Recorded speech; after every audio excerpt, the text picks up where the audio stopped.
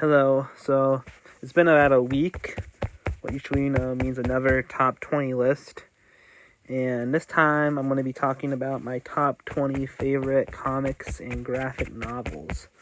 Now, this list will probably be a little bit more personal to me than the games list because comics are a lot, I guess, more niche of an interest than video games are. So even though a lot of these picks are very popular picks, it's not going to be as well known or as well played as some of the games. And also, I want to go into more detail about the plots and what they mean to me. And yeah, I have not really any rules because I will allow manga, but I haven't read that much manga. I mostly watch the animes for certain shows and stuff. But the manga I have read, I really enjoyed. But it's not going to be that much manga on the list because I mostly read, I eat Western comics, especially, independent comics to anything from indies comics to more mainstream superhero comics. And yeah, so I'm gonna probably get on with it. I'm gonna look at the thing I made. Number 20 is the Lock and Key series. Now, I have a very interesting history with the Lock and Key series because I read it for a graphic novel class that I took in college because, I want to become a graphic novel writer.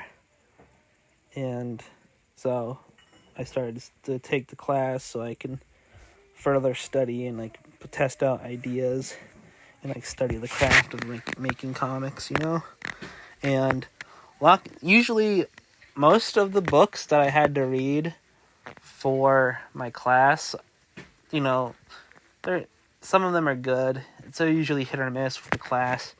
Usually they'll have classics, but sometimes they'll have more modern series. And sometimes you'll have a series you really like. I liked Black Sad. That was a really good crime noir comic. And sometimes you'll have series that you don't care about as much that you have to read for the class. And Lock and Key, I felt like it wasn't going to be a series that I liked. But then I take a look at the artwork, and I actually really like the way the characters are drawn. And the story is really compelling because I'm not usually that big into horror, not because I'm a pussy and too scared of it, but more so because a lot of horror is very tropey and very cliche with a lot of it, with a lot of different types of cliche. Usually if I like horror, it's kind of be mixed with another genre like comedy or sci-fi or Western or something like that, because usually it's more creative that way than just straight horror. But I do like supernatural horror, so I checked the series. I read the first volume of the series, which I still own, the hardcover from college funds, and I got it off the website, and it's really a really great series, and it's there's a lot of great comedy in dark comedy that's put within and the story, the storyline has it's dark, but it's not unsettling. It's still got its moments of brevity even in the whole darkness. And volume 1 is really great. I vividly remember when the main villain, he was a Jeffrey Dahmer type character, troubled youth type of character. And he gets possessed by this woman who lives in a well, who's I guess an evil spirit, demonic spirit. And I remember he just sits on a bus with on a boat or a bus with the guy he just driving a bus and all the and everyone on the bus is murdered. And that's like a great striking image. And that first volume, I think, was like probably my favorite, just because it had the most initial impact on me. But the rest of the series is pretty good. Like, the witch becomes like she becomes like the body through the body of like a dude who becomes like a love interest to a character, and to like the sister, and becomes friends with one of the main characters, and that's a pretty interesting dynamic. And I don't know, I like the story because it's like the characters feel like a family, and you really feel the loss of their parental figure, their father, and like how that affects how the family acts going forward. And it's not really woke, but at the same time it's progressive, because there is a gay character, and it's like, and the gay character has the gay uncle, of course, actually has a lot of depth to him, and isn't just a stereotype like mocking gay people. And he's also not really just like a generic, paragon of moral virtue like most characters would be nowadays, most gay characters. He's actually very nuanced, and the subsequent volumes get really good, and I really love the ending and like the character dynamics. And like, the one thing I didn't like about the ending, and this is a spoiler, is that the main kid dies because he gets possessed by the witch, but they bring him back, which, I mean, I feel like a psychopath saying, oh, I wish the kid stayed dead, but like, it kind of takes away from the weight of the gravity of the situation when the kid just comes back. Like, they should like keep him dead, so like it shows the consequences of what happened.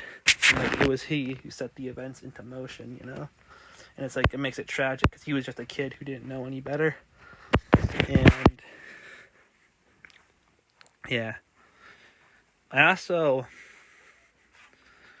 like thought that sometimes there was like a lot of filler in the issues, which didn't need to be, that like didn't add to like the plot in certain ways. But Joe Hill is a great writer, and I mean, like, obviously he gets his writing chops mostly from his dad, Stephen King.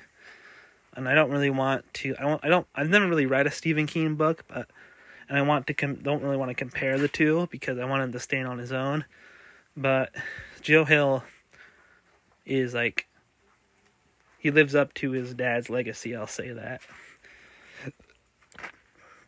And the art by Gabriel Hernandez or whatever is really great. It's really cartoony, which at first you think wouldn't work for a horror series, because horror is supposed to be like, kind of more like unsettling and scary. But I think the juxtaposition between innocent cartoon artwork, well, not really innocent cartoon artwork, but more cartoony artwork with the more violent images, adds a great contrast and like stuff. And like, I could talk about this for a while, but I really enjoyed the series and the like comedy, and I think I'll move on to the next story, number 19, which is Friends with Boys, which is pretty good, and it's a little outside my target demographic because it's like probably more targeted towards teen girls. But I enjoyed it, mostly because I was interested in reading it because I like the art that Faith Hicks like drew. It's like, it reminds me a lot of Scott Pilgrim, which is also on the list. It is one of my favorite pieces of media ever. But one of the reasons I like the story is that it's about, a homeschool girl who starts her first year in a public high school. And I can kind of relate because I was a homeschooled kid, and I like went to college and it was a very different experience, you know? So I can relate to like getting accustomed to all the different cliques that, you know, your college has and all, or like a school will have, and how that's like very like it's hard getting used to like being around a bunch of kids when you've only ever been around your siblings. And I really like the character dynamics of the story because like all the characters seem like they get fleshed out in such a small amount of time, and there's like a really good mystery about another like ghost girl that the main character can see. And there is some things about it that could use work, though. Which is, I think that they kind of need some more time to flesh out the characters. And the story kind of feels a little rushed. And other than that, it was a good story. And, like, I don't know, it captures, like, the vibe of what it's like to go from, you know, being homeschooled to like going to some sort of public education pretty well, and like the challenges with like getting accustomed to social cues and norms and stuff like that. And there's also a lot of great like references to pop culture, but not in a way where it's like distracts from the story. It's more in a way that like you get more about the characters and what their tastes are, because there's a lot of references to 80s movies, and like I guess the main character is like a big anime fan, not anime fan, like fan of horror movies and like films like Ghostbusters and stuff like that. And like you really kind of like feel like these characters are more fleshed out than they kind of could have been. Like they put a lot more effort into the characterization, whereas the plot is kind of slice of lifey in a way. And yeah, like I don't know. I'm trying to like think about more about what I want to talk about. But I also like how it kind of explores like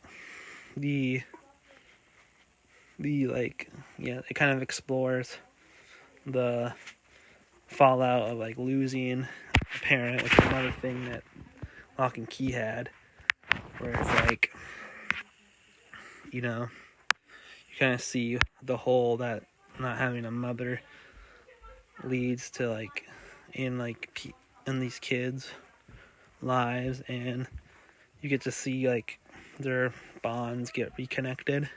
Anyway, I'm probably gonna move on to the next book, which is All-Star Superman by Grant Morrison. And this is probably a more basic pick, because this is a very popular, extremely popular,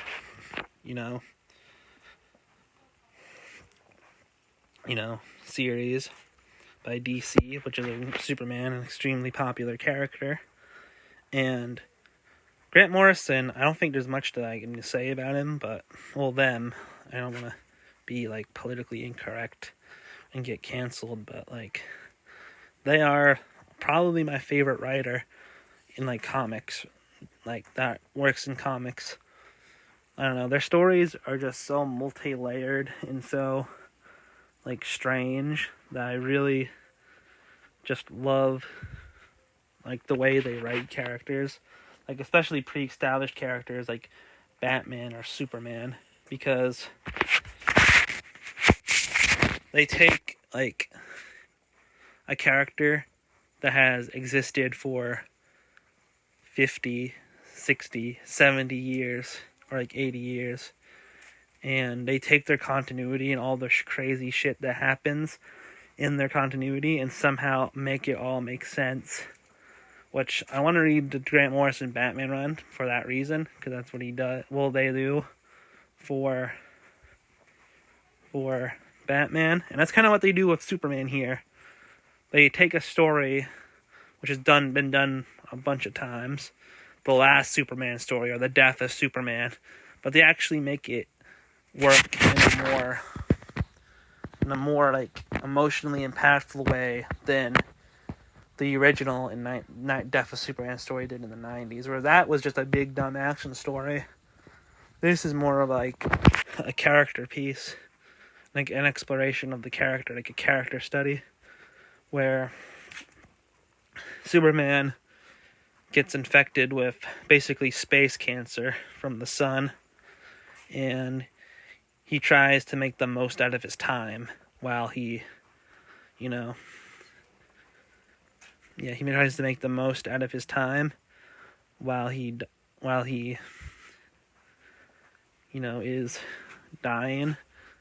And it's like so many great moments where it's like he has to take on these different challenges and like test of strengths, test of like weight, of test of skill, test of like intelligence and heart, and it like makes the DC universe seem way bigger than it ever has before.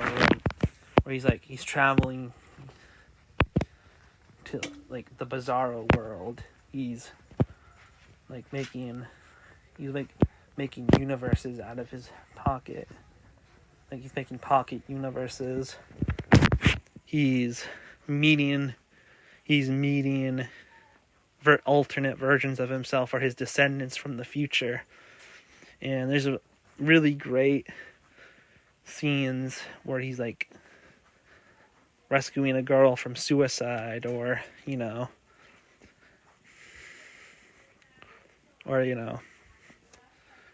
helping kids with cancer and stuff like that. And then there's like the superheroics that you want to see, like him challenging like I think it's Samson and Hercules to like a arm wrestling match, or where they compete for Lois Lane's love. And he finally reveals his secret identity to Lois Lane. And the great thing is she doesn't believe him because because the way he like Frank quietly draws Superman, you can actually see why Superman and Clark Kent don't get confused for each other, because his posture and everything about him screams that like Clark Kent could never be someone like Superman in the eyes of the majority of people. And that's what makes Superman great, is that he is both simultaneously a god and a man. Like he's a god that humbles himself to the role of a man, which I guess you could say is what a lot like Jesus in some way. And Superman, All-Star Superman, it just has so many great moments, but my favorite moment is with Lex, because Lex the entire time is trying to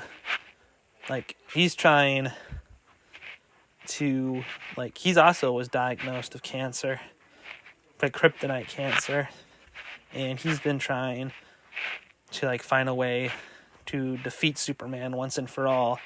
But then there's a moment where he finally gains Superman's powers, and just when he has the upper hand on Superman, he sees what Superman sees, and it brings it into tears, because he sees everything in a cosmic scale, and he sees the interconnectedness of all things. And there's a great moment where he's like, I could save the world.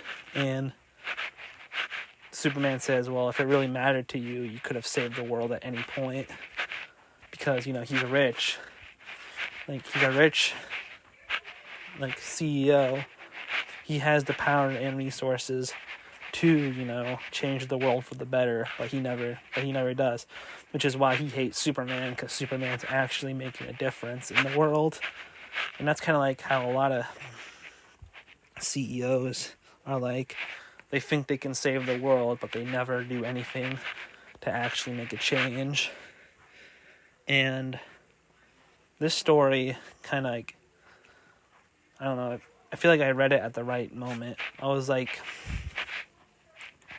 when I first read it, it was only the first volume, and I was like 16, 17, or like maybe younger than that, maybe like 15, and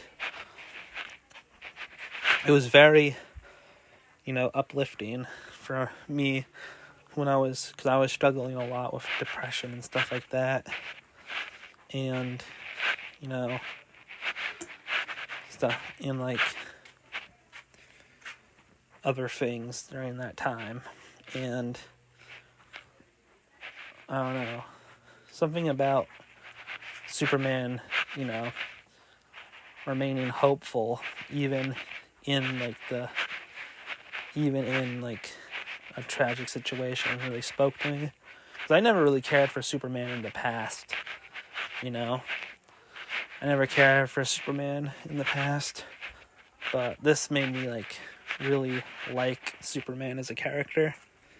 And yeah, I feel like the story that stuck out to me at first when I first read it was the flashback to Clark Kent when John Kent died, his adopted father, because I don't know, it just showed even though he was in a hopeless situation, he still found hope in a way. And that's also when you meet the descendants of Superman. Like, my parents aren't dead, but I've recently had to lose a few people, and a few people that were close to my family, and that's when I really starts to later is when that story really stuck out to me. And the second time I read it was probably a couple of years ago in college, and I liked it on a much, I could understand it on a much deeper level than when I was younger, and I just, I don't know, really enjoyed it. Anyway, my next pick is probably the Sin City series, which is a very great, noir story, because, I love Frank Miller and the works of Frank Miller. Frank Miller might be one of my favorite, artists and writers of all time. I like his stuff that he's done with other people, but I really like him as an artist, because, the way he draws is very Jack Kirby-esque, and, very, stylized, it's he's one of the firsts of the comics industry to really take that manga influence and run with it. And Sin City is just a straight up crime comic. There's no morals, there's no deeper messages about it. It's strictly really a series about crime. And I really like noir stories and crime stories. They're pretty cool to read about. And you get to explore the undersides of what the underbelly of society. And Sin City really succeeds at that. My favorites, I've only read the first 2 volumes, but I really like A Dame to Kill For, because I think it was his strongest work. And the black and white artwork is really just magnificent. I think that Frank Miller works the best with dark shadows and stuff like that, and I think black and white really suits Frank Miller and his art style. And I don't really have much else to say about the series, and I'll move on to the next, which is Spider-Man Spider Shadow. Now, this is a much more recent pick, and I love Spider-Man. He's my favorite character of all time, and I have read a decent amount of his comics. I've read basically the condensed version of his stories, and I love I love Chip Zdarsky. I like this guy, new writer Chip Zdarsky.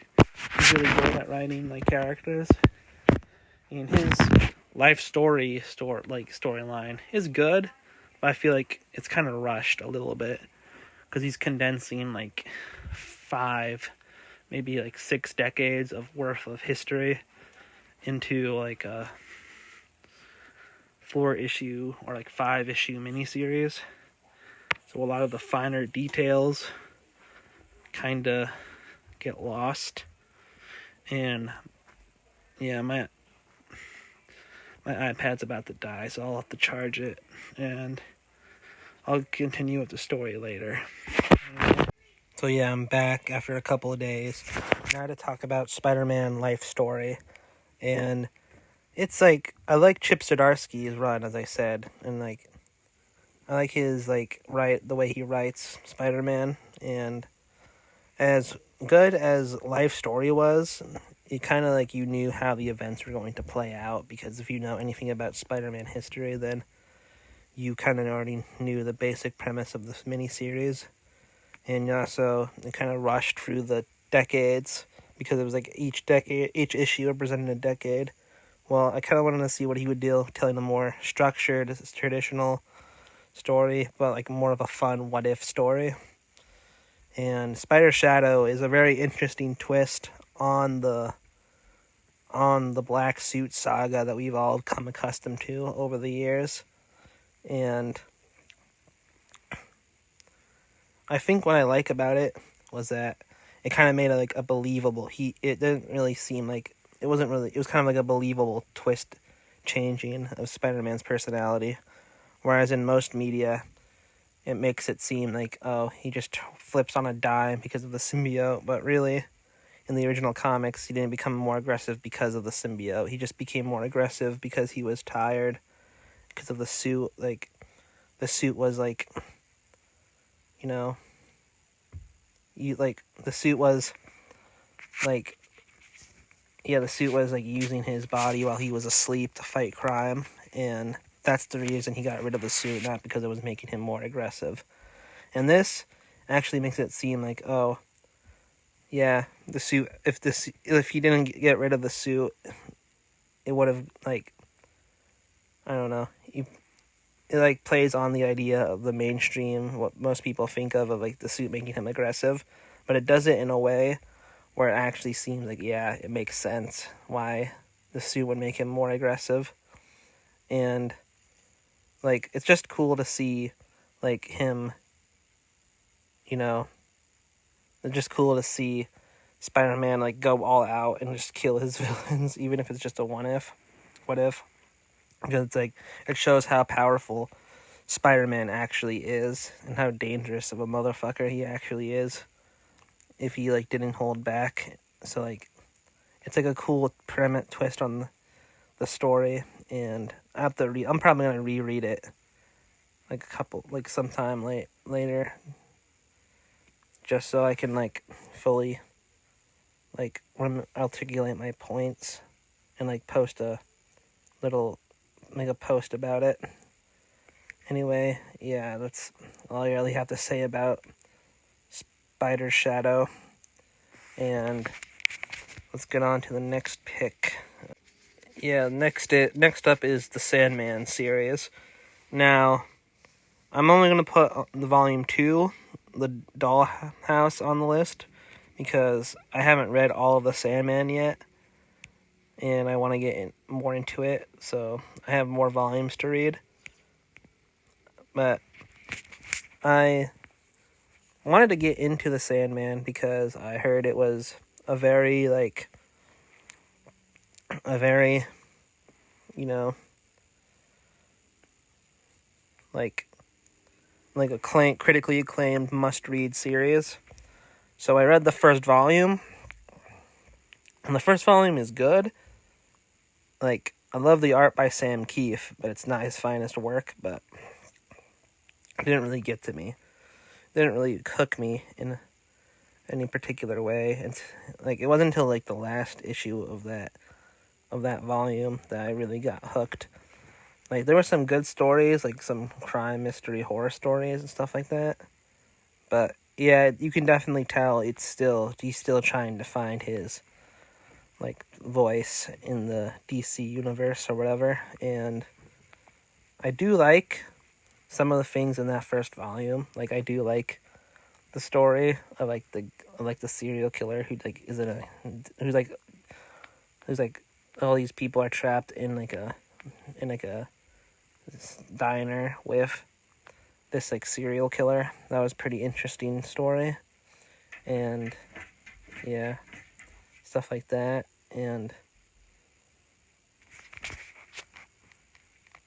yeah, but really the best part of volume 1 was the, you know, the conversation, the issue where it's just a conversation between Death and his sister and her brother Morpheus and his sister Death. That was very interesting.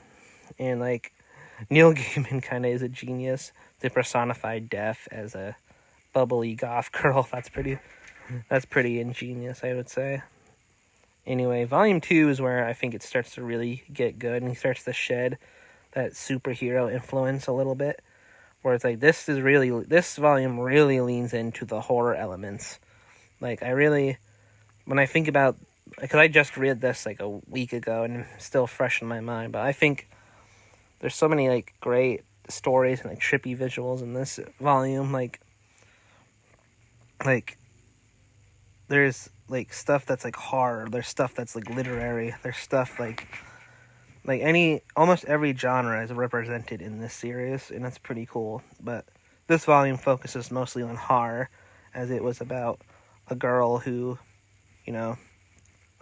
trying to find her brother, and just turns out her brother has been kidnapped by this, like, I'm not gonna give it away, spoil anything, but let's just say that she goes into that she just so happens that this guy who kidnapped her brother is going to a certain hotel for people with particular interests, and she finds herself in that hotel, and it's like a convention for like very particular type of foodie, we'll say that, and it's really great. It's a really great story, and like it's like very edge on your seat type of writing. Like once you get to that issue, you just are constantly like looking, trying to find what happens next. And yeah, I know Neil Gaiman has allegations made against him and stuff like that, but I'm still gonna read his work anyway, because like I can basically read, all of the Sandman at my library, so I don't have to pay for it, which is good, Anyway, I say like in anyway way too much. It's like filler words because I have not scripted this, as you can tell. But there's also a really great story in here where he meets a guy every 100 years, and it's pretty interesting. It's like the first time that Shakespeare is mentioned in the series, and he becomes a very important element of the Sandman story, because the story is really about storytelling. And even if you don't want to read it because of Neil Gaiman, I would recommend just pirating this and reading it, because like it's got so many great things, so many great like stories and thematic relevance. I don't know. It's good. Neil Gaiman's a pretty good writer, and I had to get into him right when he gets accused, of course. That's just my luck. Anyway, the next pick is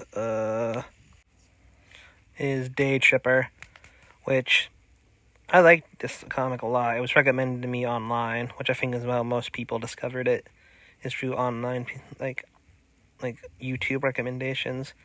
So I didn't really have much of thought of it going in, but the premise intrigued me, and it is really good.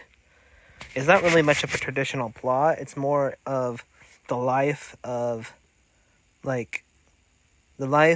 man, but he dies at the end of every issue, and each chapter is another part of his life, from his young adulthood to childhood to fatherhood to old age. So it's kind of like Spider-Man life story in that way, but I think it's done like a lot better here because it's like you actually kind of see how his relationships with other people grow and change, and like him dying is really interesting, and I don't really remember exactly what the twist is, so I can't even spoil it for you. So like it's been a long time since I've read this. I read it once, and it's one of those things I read on my own time, but I also read in a class for it. And yeah, so it was fun to do that class. That graphic novel class was pretty fun. And yeah, the art is really good, and I can't really pronounce the names of the artists. One, because I can't remember, and two, I can't remember the artist and writer's names, but also because they're like Hispanic, and it's like I'm not really that good at pronouncing like foreign names, I guess, not to sound like racist or whatever. But anyway, I guess I'll go on to the next pick, which is the next pick is the Fooly Cooly manga, which if you don't know, if you follow my channel at all, you know that Fooly Cooly is probably my favorite anime of all time. And yeah, and like it's probably not that hard to see why if you've seen it, if you know me, if you're one of the people who know me personally, or if you've seen what I post on this channel. But Fooly Cooly is basically everything that like I would want like a story that I make, like the vibes. That's the vibe I would want for a story, where it's like, yeah, it's got like a similar kind of like alt rock soundtrack, and it's got like a lot of zany references to pop culture, but not like how Family Guy does it, where it's just a random reference. This is more like a love for the medium, where it's like the characters like discuss like different parts of the pop cultural reference, and actually like it makes a statement on the legacy that leaves behind. And Fooly Cooly is full of really, you can tell the creator put everything he loved in like anime and other like media, like everything that he like his personal aesthetic that he likes, and he just crams it into one big story. It's like I've said, I've written on Twitter, I think, or some other place, that Fooly Cooly is an eclectic mix of different cultural and like fandom references all put into one product. And it's kind of like a celebration of anime in that way, or like a celebration of anime fandom, which I like and probably would appreciate more if I was a little older. But I think the reason I like it so much was because I watched it at the right time. I watched it right around 16, 17, so right at the end of adolescence. So I could like reflect on the feelings that the Naota was feeling at the moment. So like most people watched it while they were Naota's age, while they're going through that experience, but I got more out of it after watching it, after going through those experiences and understanding like how Naota felt. And I think that it's like a piece of media you can go back to any time and get something out of it. Like when you're a kid, you're Naota, but when you're an adult, you become his father, which is one of the reasons my profile pic is his father, is because I really like that character, and also I do kind of look like him. I kind of have the unkept hair and like glasses and goatee and stuff like that. But anyway, I'm gonna probably get more on to what the manga. The manga is very different than the anime, like radically different. And I think what I like about the manga is the artwork and how I think it kind of tells the story in a different way, but like the themes kind of tied together more I don't know, cohesively than in the anime, even though it's still very, like, the story is still hard to follow for most people. I don't find it hard to follow at all. It's just like, it's literally just like a robot. It's like literally, obviously an allegory for your adolescence, but really it's more about like the transition stage between adolescence and kid. It's like, you know, it's basically learning to become an adult, or like it's like basically about how like kids see adults and how adults see kids, you know, and how when you're a kid you think that adults have it all figured out, but as you get older you realize that most of the adults you know are still like they don't know what's going on at all. Like a lot of them are still basically just grown up children, you know. And I think Fooly Cooly will resonate with anyone who's ever felt like you know, they felt like they had it all figured out, and then their worldview radically changed. Because the plot, basically, that's what the plot is.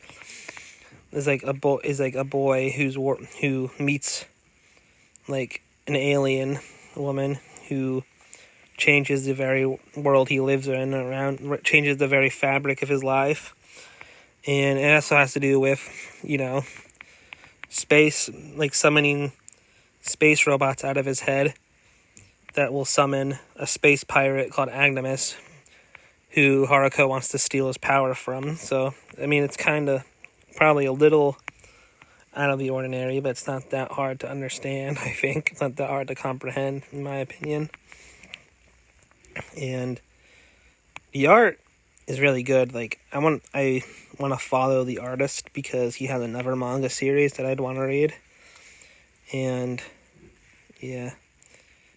I'm already, like, almost an hour into recording. I'm, like, 40 minutes in. So, you know, I might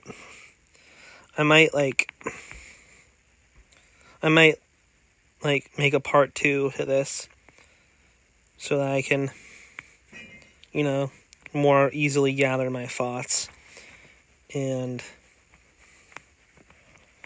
I don't know, make more, you know, like have more to say about the other stuff, because those are some of my favorites coming up. So I'll read the last 2, or maybe last 1 on the list. So last one was a manga, so I'm going to switch it up.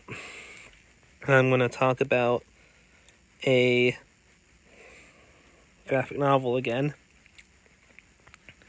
So the next up is Batman Arkham Asylum, A Serious House on Serious Earth. And like I said, Grant Morrison, my favorite writer, so you're going to see a lot of Grant Morrison on this list. And A Serious House on Serious Earth, I would say, is something that it's an anomaly to me. It's somehow the best-selling Batman graphic novel of all time, while at the same time being too confusing for the average reader to understand. Now, the story itself isn't really that confusing. It's basically Batman going to Arkham Asylum to like get to stop the inmates from taking over. So it's basically very similar to the plot of the games. But at the same time, he's learning more about you hear like the journals of Amadeus Arkham, and you get the backstory of Arkham Asylum, which has been explored a little bit by other writers. But this goes into more comprehensive detail. But the thing that makes it confusing is all the symbolism and imagery that makes it hard to follow. Because when you actually read the story, it's actually like pretty easy to I think read, which probably contributed to its success. And also the Batman fever that came out around the release of the Tim Burton movie. But the story has a lot of big talk, has a lot of medical talk and stuff, which might make it a little less accessible than the average, comic, because it delves into a lot of talk about psychology and it really goes into depth with who Batman's mind, and it has a lot of occult references and stuff like that, and esoteric. The artwork's very esoteric, very dreamlike. So for a lot of people, it's a very hard thing to follow. But when you're in the right mood for it, it's a very dreamlike state. I would suggest listening to some of surrealist music or more dream pop type of music while you're reading, to really get into the mindset to read this comic. But the reason why I like this is it's a personal nostalgic one for me, because when I was a kid, my local library had a copy of this book, and I never read it because I was too young, and my dad thought the artwork looked too scary for me. But I would always look through it because I was obsessed with the artwork. Something about the gothic and almost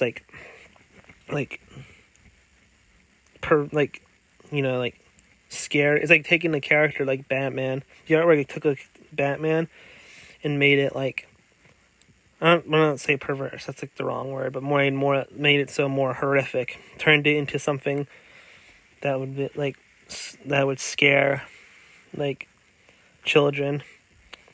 And it's you basically see how the world of Gotham see, the villain, the inmates see Batman as a long looming shadow over Gotham. And you get to see how Batman sees the villains as deranged psychopaths who just are almost non-human in a way. And the way I describe the aesthetic is if you took I don't know, if you took a Ralph Steadman drawing, or Ralph Steadman drawing, the Tim Burton movies, Batman movies, and you combine them with psychological and almost cosmic horror in a weird way, and that's that has a unique aesthetic. And by the artwork by Dave McKean is very, very very detailed and pretty great, I would say. It does achieve that dreamlike quality. Now, originally it was going to be Brian Bolland who did the artwork, but I think Brian Bolland wouldn't have worked for this type of story he was telling, because it was told if it was told with more realistic artwork, it'd probably be more coherent, the story to follow, but it wouldn't really be a masterpiece. It wouldn't be that special, because the story is kind of underwhelming. It's not really that art would have worked more for a more Killing, what Brian Bolland worked for Killing Joke, because that story was also a psychological look into the mind of a Batman character, the Joker, but the tone was a little more action packed than this, which is a more slow, methodical, dreamlike thing, whereas the Killing Joke was more hard boiled and gritty. So the story, the artwork serves the story in a really great way that most comics art kind of doesn't. A lot of comic art tries either too hard to be realistic or too hard to be stylized, where it's there should be where like I think the artwork should serve the story you're trying to tell. So have more realistic art for more crime-driven stories, and more cartoony art for more whimsical stories, like more kid-friendly stories or like more action-y stories. Have a more anime style when you want to like homage like anime, and then yeah, I'm probably just rambling on, but like the artwork really did serve the story, and like the portrayal of Batman isn't really, he's not the stereotypical Batman in this. He's more like, so to some people it might find it underwhelming because he's kind of seen as like weak or like vulnerable, but I think it's more that he's under the influence of like Joker's like toxins, and his psyche is like breaking because he's like, yeah, because he's under a lot of stress trying to get all the villains out of here, and because Arkham Asylum itself, it's not really stated in the book, but my theory for Arkham Asylum is that it's haunted by the ghost of Amadeus Arkham, because Amadeus went insane trying to like, he went insane because of his mother. So he was trying to find like a reason or something for why his mother went insane. And he went insane like because his wife and kids were brutally killed and raped by this madman. So he basically lost everything that was important to him, and he snapped and was put in the hospital itself. Because this whole story is basically about insanity and like, you know, and like what to make someone sane and what makes someone insane. Now, there's some things I don't like about it, because I don't like the idea that Joker is super sane, because that kind of comes off as, he's aware he's a character, so which comes off as kind of like fourth wall breaky and Deadpool-y, which I think Joker kind of works best more if he's unpredictable, because if he's super sane, then yeah, you can like kind of calculate what his methods are going to be, but Joker clearly is not sane. I would say he's not hyper aware. He's more chaotic, like evil, where I guess chaotic evil, yeah. But he's also kind of like chaotic neutral, where he just goes with the flow in a way. And he could be a hero, he can be a villain. It doesn't really matter to him. All that matters is like the chaos that he creates. Anyway, I do think he's more evil than neutral, chaotic neutral. But I've been ranting for about 50 minutes, so I'll leave with one more entry, which is Soul Eater. Now, I'm not completely caught up with Soul Eater. I'm about like, let's say I'm like almost halfway through the manga. I'm like on volume 10, so like almost a little less than halfway through, and I'm really enjoying it. I really enjoyed it. I'm gonna read the rest of it during Halloween, because I read it for Halloween, and I wanted to read the manga because the anime deviates. I wanted to get the actual story, but Soul Eater, I think it's finally getting a lot more recognition than it already was getting, because it was already popular, but I feel like it gets kind of underappreciated compared to other shonen like Naruto and One Piece and Bleach from the 2000s. So Soul Eater, what sets it apart from other shonen animes is not just that it has a female protagonist, but that it has a dual protagonist. So you've got like Soul and Maka, and what I think like really sets it apart is that, yes, it's action focused like other manga, but I think it's more character focused than anything, because like you really get to see the character relationships kind of like build and form. And unlike a lot of shonen anime where like the side characters get sidelined for the main character, kind of like, they call it Dragon Ball-itis. There's a lot of anime kind of have that Dragon Ball feel where like all the side characters get sidelined. This kind of makes the side characters seem a little more like the cast feels like they all play a part. Like there's stories that feature like all the main cast, and the side characters are really cool. Like this has one of the coolest like not to be like woke, but if you're like a black anime fan, like I know a lot of anime fans are, and you're looking for like a show with good black representation, this show the manga has way more representation than the anime. It's like the manga kind of like has the black character, has its black characters kind of like actually do stuff like I forgot his name, but the kid with the gauntlets, like he's one of the coolest characters, and he's not really a background character, he's more of a side character, but he gets his flowers, and then there's like Syd Barrett, who's like named after a Pink Floyd song, or at least I think he would be, like, no, he's named after like Pink Floyd's former frontman, but he's pretty cool. He's technically a zombie, but he's black. We all know he's black, and that he was like a black man before he became a zombie. And I realized that I've looked it up. Apparently, Syd Barrett is the name of like what means like it's like basically like the Japanese version of Grim Reaper, which is kind of crazy because Syd Barrett is the name of a famous former frontman of Pink Floyd, and that's kind of funny that like completely different cultural meanings.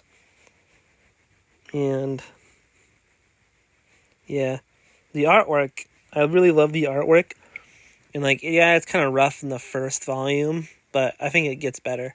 It's kind of like has a perfect mix of cartoony but still kind of adhering to the anime to the anime style.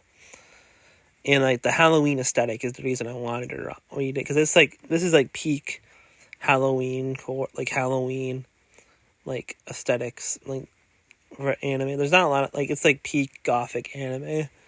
It's one of the only few like big gothic animes I can think of other than like Death Note. And yeah, I think that if you enjoy like shonen mangas like Shaman King, or you like the school aspect of a show like Naruto or Yu Yu Hakusho, and you want something that's like a little more stylish, then you should watch. You would like Soul Eater. Anyway, I'm almost an hour into this, and I realized that I'm probably gonna have to make a part 2. So if you liked the video, then I would say subscribe, and whatever. But yeah, I probably should have written a script for this, but I just wanted to get this out. And like, anyway, I don't know. I'll record part 2, but probably like after a week or two, because I want to do some other stuff, in the meantime. So